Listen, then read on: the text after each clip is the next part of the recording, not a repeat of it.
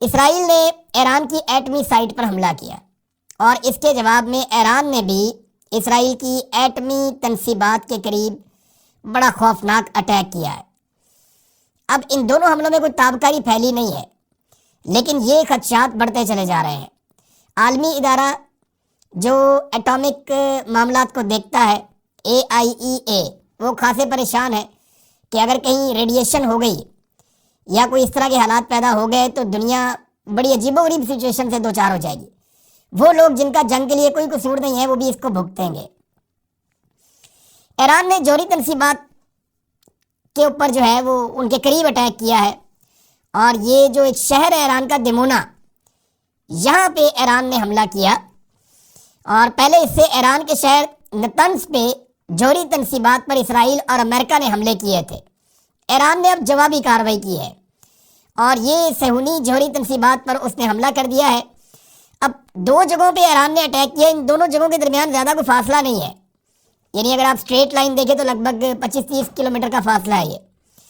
اس جگہ پہ ایران نے اٹیک کیا، اس میں سے ایک اراد شہر ہے اور ایک دمونا کا علاقہ ہے، اراد کا علاقہ اور دمونا کا علاقہ۔ یہاں پہ قریبی اسرائیل کی جو ہے وہ جوہری تنصیبات ہے، اور اس کے بعد پورے خطے میں خاص طور پہ اسرائیل میں خوف کی لہر دوڑ گئی ہے۔ لیکن ان دونوں حملوں نے نقصان بہت زیادہ کر دیا، یعنی اسرائیل کو کبھی اتنا پریشان نہیں دیکھا گیا اور اتنا تذبذب اور اتنی بوکھلاہٹ اسرائیل کی نہیں دیکھی گئی جتنی ان دو حملوں میں دیکھی گئی ہے۔ یہ دونوں حملے بیلسٹک میزائل کے ذریعے کیے گئے ایران کی جانب سے، اور ان دونوں حملوں کو روکنے کے لیے آئرن ڈوم نے اپنا پورا زور لگایا۔ وجہ یہ ہے کہ جو جتنا حساس علاقہ ہوتا ہے وہاں پہ فضائی دفاعی نظام اتنا مضبوط اور مربوط لگایا جاتا ہے۔ آئرن ڈوم کی جو چھتری پورے اسرائیل کے اوپر لگائی گئی تھی، اس علاقے پہ خاص طور پہ بیٹریاں اور انٹرسیپٹر جو ہیں وہ ان کو لگایا گیا تھا، ان کی ڈیوٹی تھی یہاں پہ۔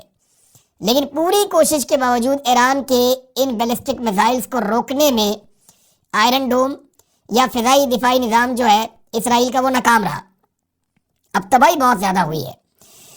یہ جو اراد کا علاقہ ہے، یہاں سے جو رپورٹ ہو رہا ہے کہ 100 سے زائد لوگ اس میں زخمی ہوئے ہیں۔ ابھی تک کوئی جو مارے گئے ہیں وہ تو رپورٹ نہیں ہوئے، لیکن 100 سے زائد زخمی ہوئے ہیں، اور بہت سارے لوگوں کے بارے میں بتایا جا رہا ہے کہ وہ ملبے کے نیچے دبے ہوئے ہیں اور وہاں پہ امدادی کارروائیاں جاری ہیں۔ اس کے علاوہ جو دوسرا علاقہ ڈیمونا کا ہے، وہ ادھر تو بہت خوف پھیل گیا، اس کو تو اسرائیلی میڈیا نے رپورٹ کیا۔ اس سے پہلے اسرائیلی میڈیا لگاتار چھپا رہا تھا، ہر قسم کے حملے کو وہ چھپا رہے تھے، اپنے نقصان کو وہ چھپا رہے تھے، لیکن ایک دم انہوں نے بتانا شروع کر دیا۔ اس کا مطلب ہے کہ یہ بہت الارمنگ سچویشن ہے اسرائیل کے لیے۔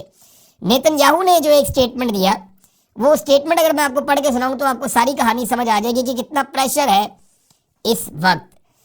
اب یہ جو ایک ٹویٹ آیا نیتن یاہو کا، یہ میں آپ کو پڑھ کے سناتا ہوں۔ نیتن یاہو نے کہا کہ ہمارے مستقبل کی مہم میں یہ ایک بہت مشکل شام ہے۔ تھوڑی دیر پہلے میں نے اراد کے میئر اس سے بات کی اور اس سے کہا کہ وہ تمام اسرائیلی شہریوں کی جانب سے زخمیوں کی سلامتی کے لیے ہماری دعائیں پہنچا دیں۔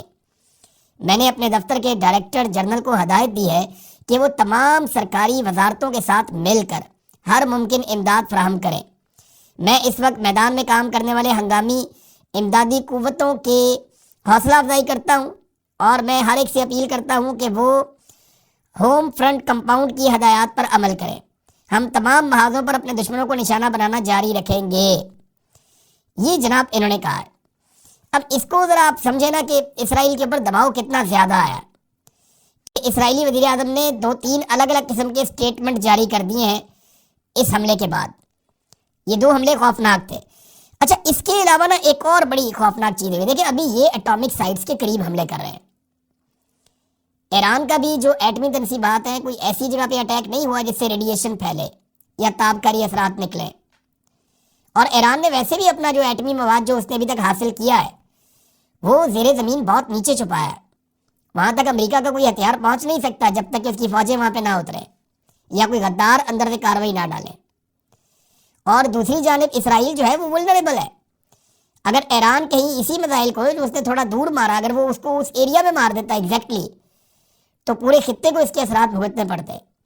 یہ بات امریکہ کو بھی سمجھنی پڑے گی اور اسرائیل کو بھی سمجھنی پڑے گی اور پوری دنیا کو، کہ یہ آگ سے کھیل رہے ہیں اور لاکھوں انسانوں کی جانیں، زندگیاں، ان کی صحت، یہ خطرے میں پڑ جائے گی پورے خطے میں.